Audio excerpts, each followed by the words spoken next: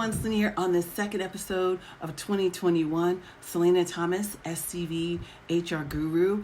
This podcast collaboration with The Signal has been such a privilege. I had the opportunity to speak to many different people in many different walks of life and industries about their business, the impact of COVID on their business, and how they're getting through. On this episode, I had the great honor to speak to Howard Hewitt, the Grammy Award-winning artist who has been in the industry 40 plus years, seen it all, and has been a part of many people's memories when it comes to their lives. And we all connect to music and remember those times through song. And Howard has been a part of that process for me, high school, college, and now has connected to a new generation. How he's connected to them in this crisis, and of course the impact to his industry was part of this interview. I hope you enjoy it. Continue to stay safe. See you next time. You hear me? Howard. Hey. Happy New Year. Happy New Year. How you doing? Great. You look great. Well, thank you. I just got off one of my walks. I walk every day. Yeah. You have to. We have to kind of keep ourselves moving and connected in the best way we can. And I see you change your look a little bit. It looks great. Thank you. My beard. This is my COVID look. Yes. Well, we've all had to be creative, and I was so excited to have you on today to talk a little bit about what it's been like to work in this industry during this crisis. Of course, stay connected to your fans, and then what we can look forward to, because I see you have your own upcoming show coming up on. I saw your YouTube kind of test to connecting there, and then you do a daily kind of connection with the fans, and you're meeting new fans along the way. So what's that been like? Well, that's been real cool, Selena. I mean, that was one of the things that this whole situation, brought about. And because I was on the road so much, before I call it BC, before COVID, and and so I was on the road so much. I'm when things are normal, I'm on the road all the time, that. So yes. So I didn't get a chance. It didn't leave me a lot of time to try and strengthen that whole social media profile, and I was happy that I got a chance to do that. So every day, I started these things called the FACC ... and life walks, or bikes, or whichever one I decide to do. But it's mainly walking. I have about a 3 or 4 mile route that I take from my house, and at first I start, because what it was basically, what we found out real early in this whole thing was that this virus thrives on low immune systems, Absolutely. Vitamin D deficiencies and stuff like that. And so one day, I think we were a couple weeks into it, and I got out on my bike, and I took, this is the route that I take with my bike, is about a 15-20 mile route, all the way down. It's all over the place. So I got on my bike, and in the middle of it, I was taking a break, and I said, well, I'm gonna just go on live and say, hey to everybody, and blah, blah, blah. And when I went on, the people grew just from there. They just flooded in there.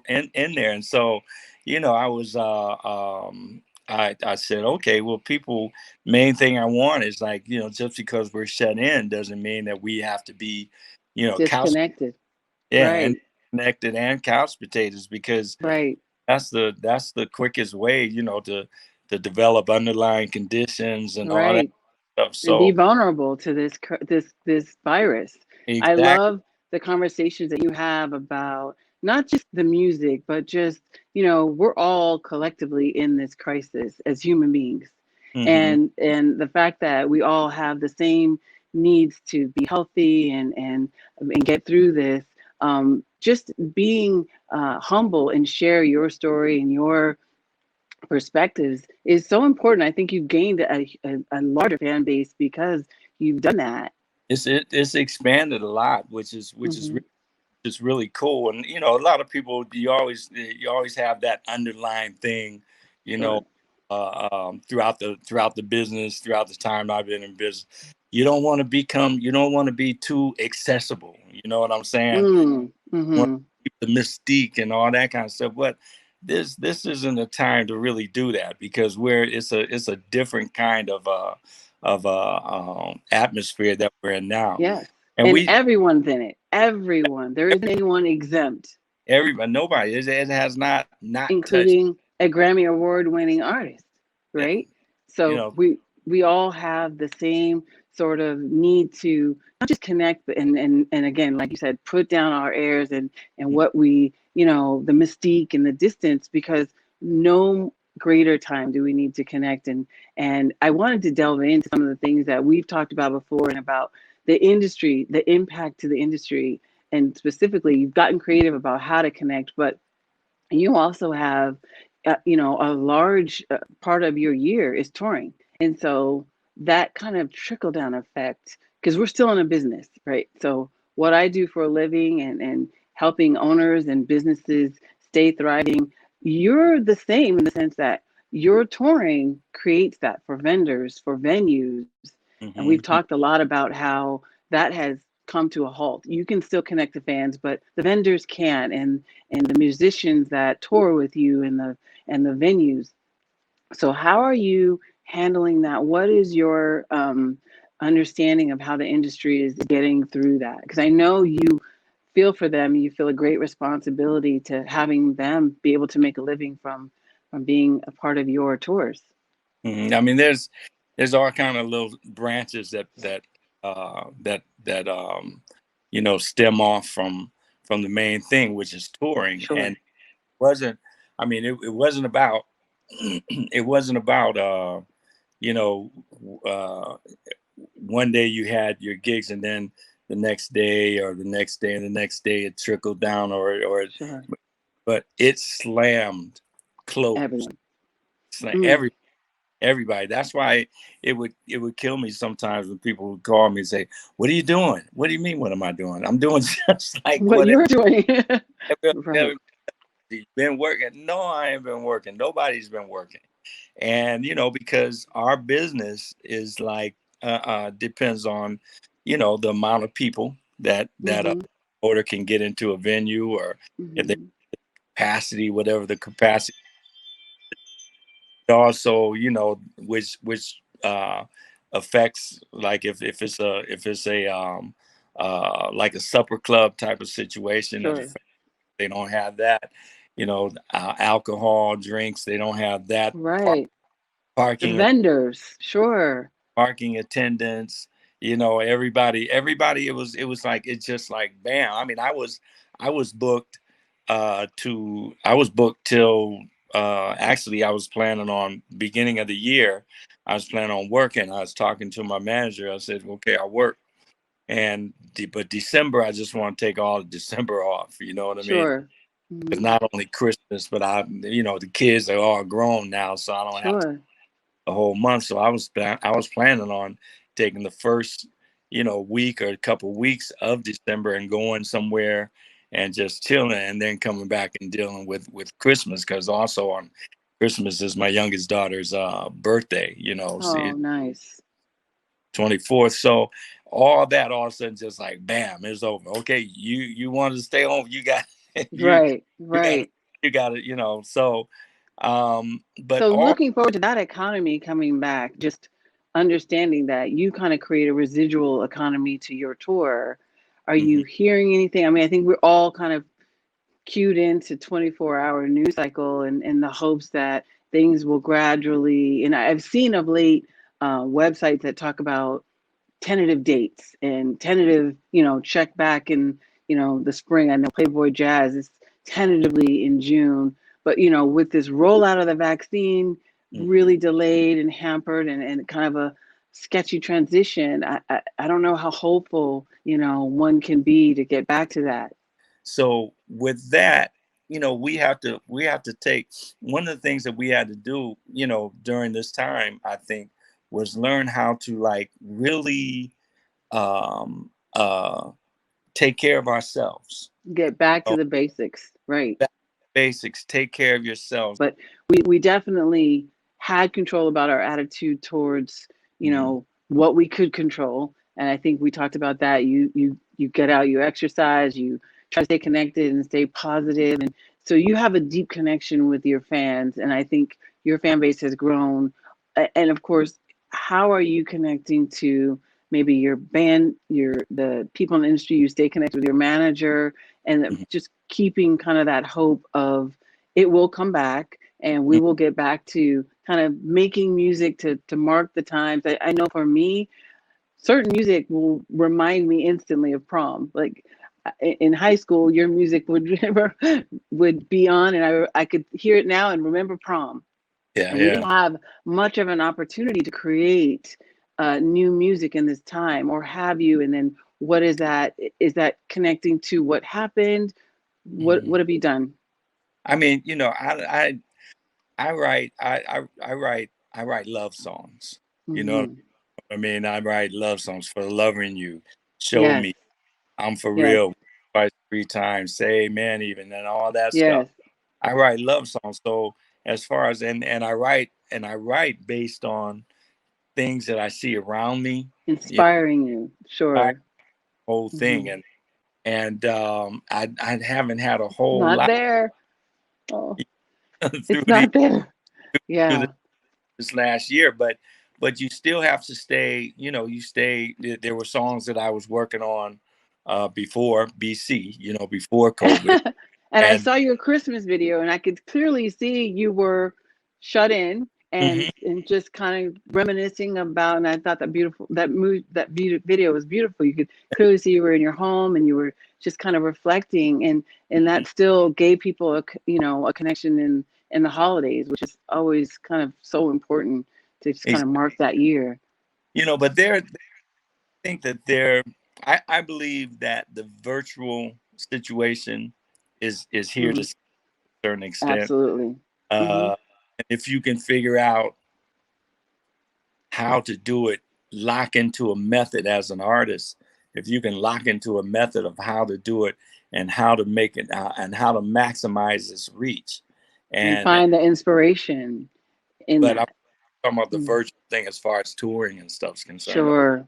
But if you can lock into how to maximize the reach of the virtual thing, of the virtual concerts and stuff, and because I also do it since the beginning of this whole thing, I started doing this thing called the Shed In Mini Concert Series, right? Okay. Tell me about that.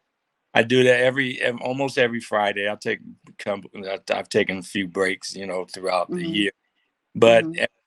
this thing started, my thing was like, hey man, we're all in this thing together, and we're Hmm. all shut in together, and a lot of the people that follow my music, uh they've been following the music since the very beginning, the last Hmm. 30, 40 years almost, and so Yes. I get something back to them, Hmm. so I started doing the mini concert series, but I do it right here with this is the background that I have, Wow. you Hmm. know, and I just get on there and do about 35 minutes or so. Hmm. But that's on a Friday, but I never monetize the whole thing. People were telling my people were like, well, you should monetize this thing. But I wanted to give back, I And wanted to, especially right now, people are so limited. I mean, we hear about not just the COVID crisis, but the financial crisis that came from it. And as a yeah. business owner, it's been catastrophic for many that have never had to think about that. And I remember we've talked before, and you said, in my whole career, I never had to think about touring and concerts, and it was pick and choose. Mhm. And so you've also had to, in your own way, felt the impact. Yeah, and but thank God, also that I've always been like a saver, you know, Yes, that like my frugal mentality pays off in times my like this. This was more uh, than a rainy day. This was a rainy year. I know my band used to call me Howard Jewett, you know what I'm saying? And so I've always done that. So It everything, served you now. yeah, it's kind of fell into place as far as that's concerned. But you still have to, like, what I was saying is with the virtual thing, Sure. I think that with that, like I said, I do the shut-in mini concert series. Just the last few weeks, Hmm. somebody convinced me about putting my Cash App up. Put your Cash App up. Sure. And so Sure. thinking about that, I'm like, okay, this isn't a hobby. This is my Sure. This is your living. and Hmm. uh and It is so a business. it's my business. Sure. So Hmm. I say, hey, if you want to donate, donate. If you don't, From your heart. whatever. If you want to donate, the Cash App is there. The Venmo situation is there. Sure. I said, if not, just enjoy the show, But the virtual thing, what I'm getting back to that, Selena, is that I believe that if you can figure out how to uh, figure out a way to do it smoothly, entertain, Sure. and also maximize, like I said, the reach as far as that's concerned. I believe that I would, anyway, as an artist, once things don't get me wrong, I'm not saying that the Yeah. virtual will ever replace live appearances, because people Hmm. want to get out and be entertained, and I want to be on stage. It's crazy sitting here, singing to my microphone, and Yeah. And not feeling that energy of the audience. And I yeah, know we've talked before how it feeds your soul, and that's where the creativity comes from, and just the energy of being able to go to the next and tour for yeah, so many dates. Yeah. yeah. But see, if I believe that even once everything is cool, everybody vaccine down and the whole thing, Herd immunity. herd Hmm. immunity, in a responsible way, not just haphazardly, like the herd mentality guy was talking. you Right. know, Well, I want to delve into that because we've talked before about just the venues, and you were very conscientious about the safety part. And I remember that struck me because, an artist can say, okay, book it, I'm there, I'm going to make my money, and not be concerned about the audience and the safety. But you were really like, listen, if we can't do this, I don't mm, want to, if we don't have some sort of assurance, and this was early on, and we really couldn't have even predicted how long this went. But you had a real conscientious attitude about making sure the venues could assure the safety of the audience, reduce capacity. I yeah, mean, and talk a little bit about that. You're still obviously going to take that into when you get yeah, back on tour. yeah. There are there's some shows that are actually booked for the end of this month in Nashville, Okay. um, and in Maryland. Okay. And but they had to send a video of how they were doing everything. This small, I've always said that the smaller venues will come back. Mm-hmm. I've always Mm-hmm. felt, and these are Mm-hmm. venues, these are like Mm-hmm.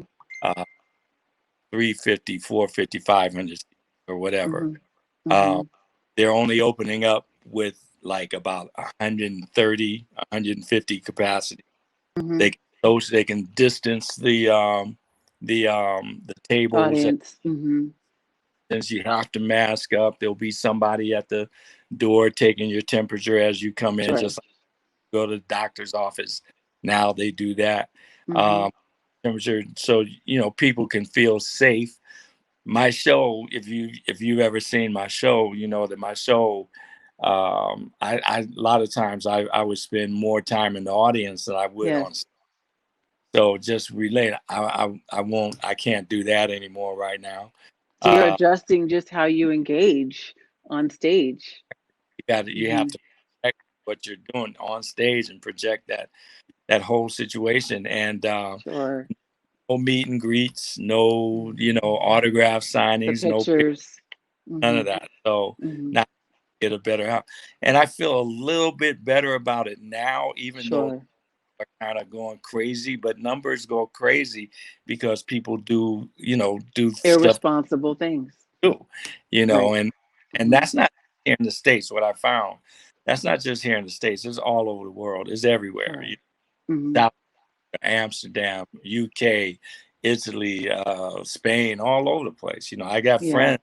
I have friends from all those places that text me and call me all the time, Hmm. uh, talking about how, some people can just be so irresponsible about, their rights. It's my right not to wear a mask. Well, what about my rights not to get sick from you? Right. So, Right. you have to, Right. take all that into consideration and stuff. I So, think it's so important that someone with your visibility is always speaking to that, because I do know, and we've all seen of late, what influence will do to people, and due to a crowd, due to the larger population. And so I think when we have artists like you that are endearing to people, and that people have, and you've expanded your reach, your constant kind of stating that over and over, and that you also take personal responsibility, is mhm, what's going to have all of us reach that goal of someday this too shall pass, and we'll all reflect that 2020 and part of 2021 was covered and disconnected. But it's important that you're on the right side of that communication, because mhm, you do have an influence on people. So I wanted to kind of get a little bit into, it's an historic time. We Today is MLK Day. Our interview is happening on MLK Day, and in 2 days, 48 hours, we will have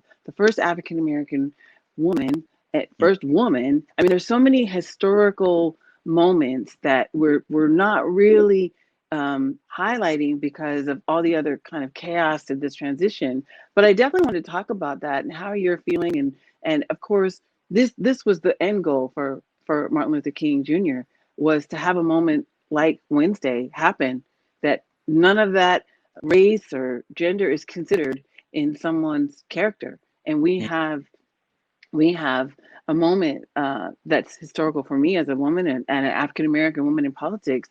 And so mhm. I just wanted to get your thoughts on that, because it's getting close, and we're going to set the other chaos aside, but we still have a really big moment for this country that's going to happen on Yeah, Wednesday. on January 20th, it's gonna be an historical inauguration for many different reasons. Right. One thing, the lockdown, the whole lockdown now, The and fortress. It's yeah, sad. which is necessary. It's Sure. necessary. I'm not saying I don't think it should be done. Anything else should be happening other than Hmm. doing that thing. Um, but like, I mean, and with Kamala Harris and that situation and I mean, there's so you're so proud about so many Yeah. different things. You have this one little, this one not little, but this one shadow that's hanging over, you know. Looming, if you Yeah, will. Yeah. but you just gotta get through with it. I think that it's the beginning of well, I had to do a little thing because they're doing a celebration here, Hmm. called a virtual celebration for Kamala Harris, and they asked me to say some stuff, right? And Oh, that's beautiful.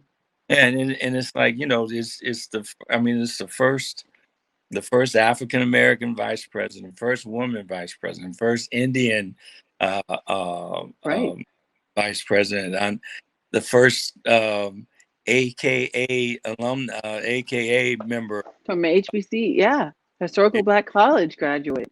Yeah, Yeah. And university.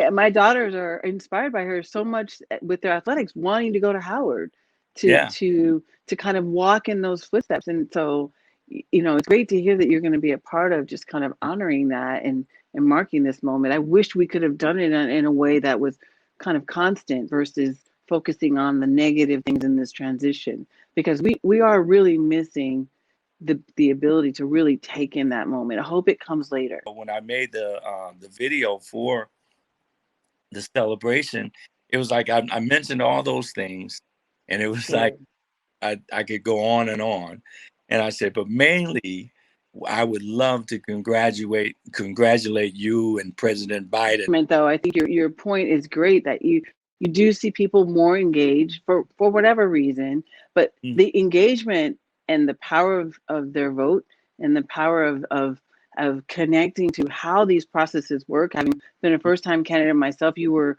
engaged and you lent your voice to my campaign, and I don't think that'll ever change. I think people will always pay attention now because they know the power and influence of their vote. I think if anybody had any question about your vote counting, it should look at this cycle. It should look at be 2020. Is you look at that 2020, and it should be clear. You don't get out and vote if you don't, if you don't let your voice be heard, as far as not just in the presidential elections, sure, midterms, the local elections. All your local elections are what's going to determine what's happening in your community. Right there, absolutely. What's going to directly affect you, and I learned that much quicker. And having been a candidate myself, I had an awareness from being an intern many years ago. But you're right, being able to educate people that your local elections and who's seated in city council and all the other things that happen from there hit you first before the federal things. So you really should be paying attention to those first pages of who's running your local city and be engaged in that. But to your point, I don't think, and that's a great story that you've known since you were a child, since preschool, that you have to be engaged, you have a responsibility. I think more than ever, we have an awareness with the way things have been virtual, and this generation is growing up so in tune because that's all they're connected to. So I don't think we'll ever go back, but it was unfortunate that there was even a disconnect. Now that we've gotten past the politics of, we know that we have a new administration coming in, I would imagine that you're still going to look forward to sharing that people need to stay engaged. I would hate for people to see this opportunity as like, okay, the work is done. Really, I'm looking at it, especially after my last experience, the work is really just beginning in terms of just recovery, right? And just that learned idea of compromise, and that we have to do that. That's the right thing to do when it comes to just being fair and balanced for everyone, not just 1%. And so I would imagine that you're still going to have that. And just connecting to your coming up YouTube thing, talk to me about that. Are you still going to continue to communicate that? I mean, you have a real energy now. Yeah, I've for the past for the past like week or so, I've tried to like kind of, come up, because it was I was so heavy into it, and during the campaign and Sure. before the elections and stuff, and even stuff I was saying for you, on absolutely, yeah, while you were running and stuff. So I tried to kind of step back from it for a minute. Strike a balance. Yeah, like today we talked about the whole thing we talked about old sayings that our parents used to say back in the right. and it's nice to kind of get away, because it got really heavy, I know as a candidate, but just as an individual. And it will be nice to get back to kind of civility and just talking about things that are that make us happy and remind us of good times. That's what your music does. It reminds people of a certain time, and then of course looking forward to have new music, creating new memories. So it is going to have to be a balance so that we can get back to the basics. I think I think a lot of personal responsibility in what we're doing. And I think that's why influence is important, and talking to someone like you that has influence, and a platform like this that does have influence. That I think my message is always just, at this point, it's always positive. It's always keep it positive and keep it for the people. And you're bound to get better results when it's not just about one segment of society. I completely agree. I wanted to tap a little bit into your coming show, like what you're going to be doing, and then of course you've got a tour coming up, but incrementally. So are those dates going to be posted anywhere? What does that look like? And are you going through the process Like, of would you get the shot? I like I, I, I like the way you said that, incrementally. yeah. Well, it has to be, right? Until we kind of know and test it and then work out the kinks and then do it Well, again. well, the thing is, I was on a thing. Somebody invited me into this thing called Clubhouse. You know what I mean? And it's a real, Okay. very cool app, very cool platform and stuff where you can, listen or participate or whatever in real time with things that are happening. And I was in this one room. They set up rooms. They set up different rooms, and you can look and you can go. And this one room was about the vaccine, and Okay. had doctors in there, scientists, and the cat MC Hammer was in there. Terry Crews was in there, and Wow. Terry Crews spoke at one point, and he said he expressed that he's gonna he's can't wait for the vaccine. He's gonna get Hmm. it. His family's gonna get it, and he Hmm. can't understand, why somebody would be hesitant in getting the vaccine. And he wanted them to speak more on that subject. And so I couldn't. There was no way they had the situation where you Could raise can your hand.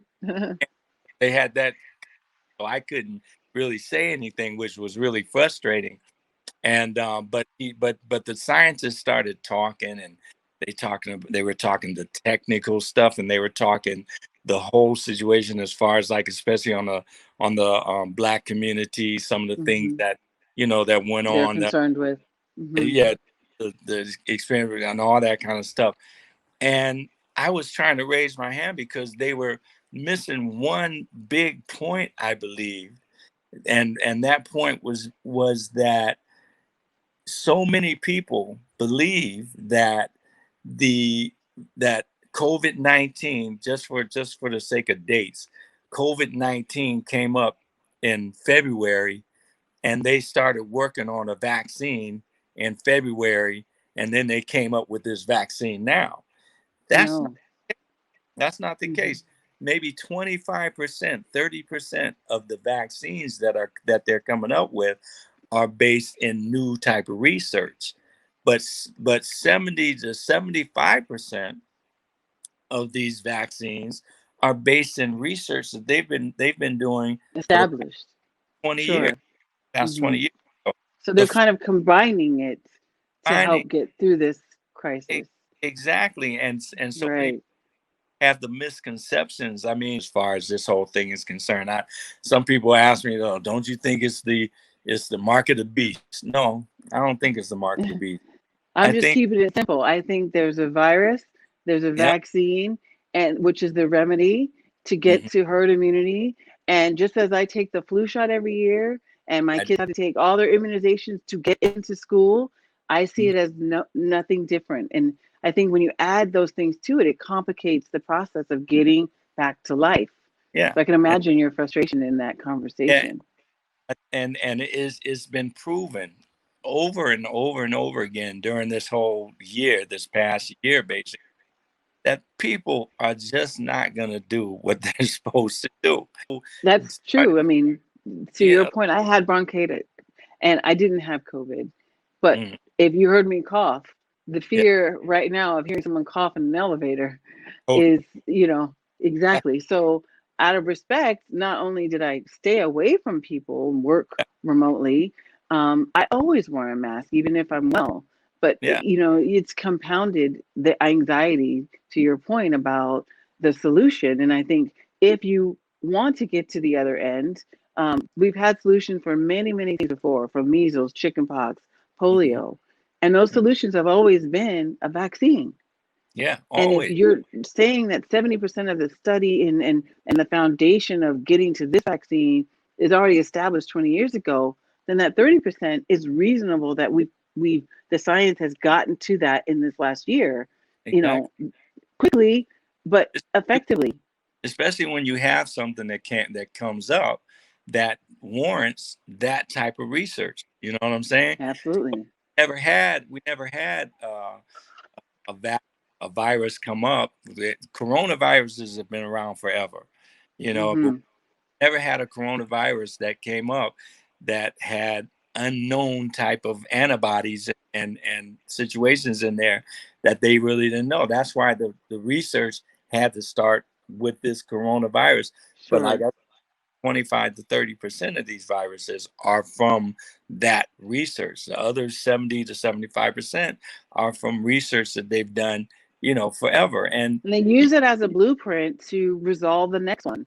And I think that if people understood that, then it would allay some of the concerns. But then you have other things that are just systemic in terms of healthcare and the difference between, demographically, how hard this has hit certain groups, and even more so having someone like you, mhm, influential, say, I'm understanding of the science and committed to the solution and the remedy. So I've said publicly that I'm taking the vaccine when it's available to my group, which is well past, first responders, and I'm yeah, like fourth tier. But what would your perspective be when your group is available?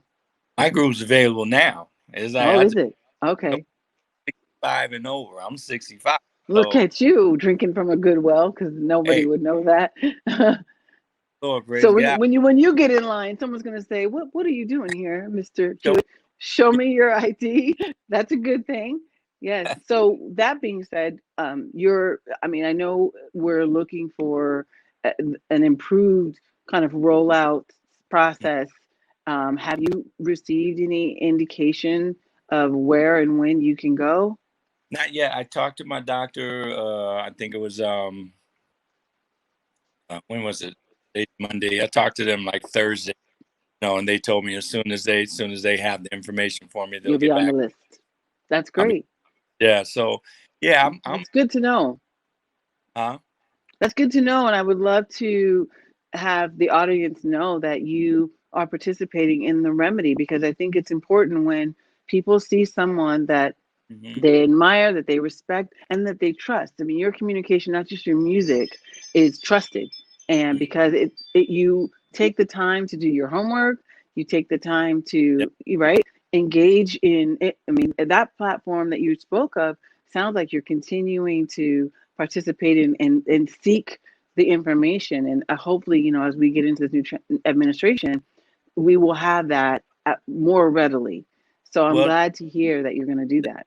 and the thing is like I tell you, I mean, I had to evolve, And because I've evolved from experiencing it. I only had to have the flu once in college, and I was like, yeah, every year I rolled up my sleeve and I take my girls, and I don't yeah, play with it. and So, then we evolve from things that, could be, a close call. But this COVID, you can't have a close call with COVID. you can. You can't have a close call with COVID. Well, I mean, they say like 97 to 9, not about 97, 98% people, they get it, um, you know, uh, Recover. cover from it. But, But I you know, think the close call is more about you getting it, being asymptomatic, and getting to someone else. That's the issue. yeah. And also, even there's been cases of people that recover from it, but they have, effects last, Antibody. Oh yeah. and all that. It's important. But like in the beginning, like I said, I had to evolve too, because and my thing still is, let's put some emphasis on developing therapeutics, like Mhm. like the flu shot. You can take the flu shot or not take the flu shot, but there's tons and tons of cold and flu medication that you Mhm. can go and get over the counter. So I mean, like, if you, And then those immunity boosting things that we all should do as a matter of practicing good living yeah, is a part of it. That's the personal responsibility part that we, all have to pay attention to. With we look at the statistics of those that have passed from this, and some of they were behind the eight ball going into COVID. And so if there's a time to get on the bike and get on a walk and get some vitamin D, is now. is now Is now. like, but initially when they first started talking about it, like I was on my walks and stuff, and I was like, I don't know Sure. about it, but I ain't I taking. remember that time. I do remember that. I would tuned in, and that's the part of the influence. But I think people seeing your evolution to it, it helps their evolution. And even if it's not a definitive decision because of your shift in your thoughts, it's just being open to it allows them to do their research, allows them to talk to their practitioner, take a self-assessment like, well, am I in the best of health? And is this the better of the two evils of just risking it and hoping that the combination of diabetes and obesity don't catch up with me if I happen to get exposed to this? Because I think that's where the fear comes in, is knowing that you're not as healthy as you could be. And I would so much. I totally urge you, get your information from reading and get your information from the internet. You can go to the internet. There's a difference between the internet and social media. Absolutely. I'm so so glad you like, made that distinction, because yeah, just where you're going, it makes a difference. it makes a big difference. And We are going to have a historical inauguration in 2 days. It happens to be my daughter's 17th birthday, Mia's birthday. And so lots to celebrate. my sister's birthday. Yeah, it's a good day, right? So I Great. wanted to, because we're coming to a close on our time, I wanted to give you an opportunity to either share something with us musically or give us a fun fact. When I work with people all the time, especially in my business, I always have to share something about myself, a fun fact that people would never guess or never believe from the HR lady. So I'll share my fun fact first if that's what you want to do. But it does definitely connect me with people and allows me to not just be the HR lady, but really a human being, and HR, humans first in HR. So I want to thank you for taking the time today to share the insight of your experience as an artist coming through this, as a citizen, as an engaged citizen. I appreciate that so much, because someone that has influence can hold themselves up, hold and shut the shutters and wait till it passes. But you've done the opposite, and that's so meaningful to not only this community, but you've reached another larger community. You figured that out. So I want to thank you for that, because it's going to allow us to see the light at the end of the tunnel. And I can't wait to see you live and in person again, Yes. and get to enjoy and engage in that. So I want to thank you, Howard Hewitt. You are a special, special man. Thank you so much. Appreciate it. Absolutely. So I'm going to share my fun fact. You ready? Okay. Okay. So my fun fact, a lot of people don't know this, but I have a twin sister. You have a what? I have a twin sister. I'm a twin. Oh, really? I am. And you mean they distributed that? Oh, Twice. Yeah. that's I'm the oldest of the two of us. I'm 13 minutes older. We are fraternal, and I'm oh, about 6 inches taller than her, but we are twins. yeah. You so when I Yes. first, I was like, all right, I like Yeah, and my girls, and are even taller your than me. girl. So I always tell yes. you that I see of her and one of your girls, and Tony cracks Yeah. me up. Yeah, Tony, Dr. Avankian, because he looks he, little.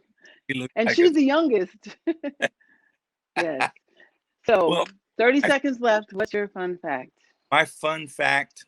Uh, wow, I don't know. I don't know. It's like something that I do. Um, I don't. Something about you. People know you for a long time, but what would surprise them? Okay, surprising is that I don't like to sing in the shower. Wow, that is a good fun fact. I don't like it. I don't. The only time I really, excuse me, even when I really sing around the house is when I'm working, especially now when I'm figuring out all this Wow, stuff. But I don't like to I sing would it. have never guessed that. I know a lot of people say, yeah, I know you sing in the shower a lot, and even as far as you know, Around the house. I'll sing to my woman sometime, Wow, good for you. but like no, I don't like to sing in the shower that much. I Wow. get in there, get it done, get out. And take it to the studio. Well, I appreciate that. And that has given us a great close. I appreciate you. I can't wait to see you in 2021. Keep us all posted on tour dates, on your YouTube channel, and of course, when you get your shot, I would love to connect with you, see how you're doing. I'm gonna try when I do that. I'm gonna try and film it, on my That camera and would be stuff. great. but you come the social media situation is Facebook fan page, Howard Hewitt fan page. Okay. The Twitter accounts is Just a Vocalist, JustAVocalist, and the Instagram is Howard_Hewitt, and also the Howard Hewitt YouTube channel that we just launched also. So Great. Well, I'll make sure I get that all from you and post it on this episode so people can see it at the end. And I'll definitely be checking it out. I appreciate you. Stay safe. God bless. Bye, Howard. All right, bye-bye. Bye.